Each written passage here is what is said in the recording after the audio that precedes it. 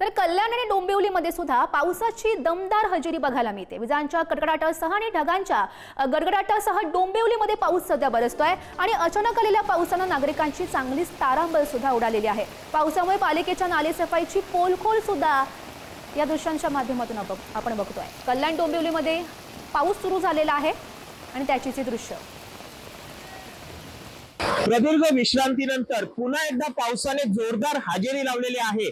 कल्याण डोंबिवली या भागात पावसाने मोठा धुमाकूळ घातलेला आहे।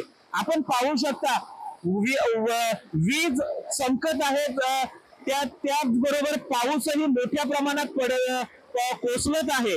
अचानकपणे हा पाऊस मोठ्या प्रमाणात आल्यानंतर नागरिकांची मात्र मोठी तारांबळ उडालेली आहे।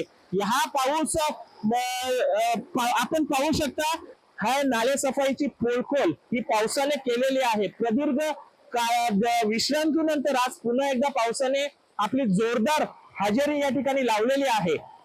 योगेश गोरे, पुढारी न्यूज, कल्याण। तर ठाण्यामध्ये सुद्धा पावसाला सुरुवात झालेली आहे। सकल भागामध्ये पाणी साचायला त्यामुळे सुरुवात झाली आहे। तर मध्य रेल्वेच्या वाहतुकीवर सुद्धा याचा कोणताही परिणाम नाही अशी माहिती सध्या मिळते।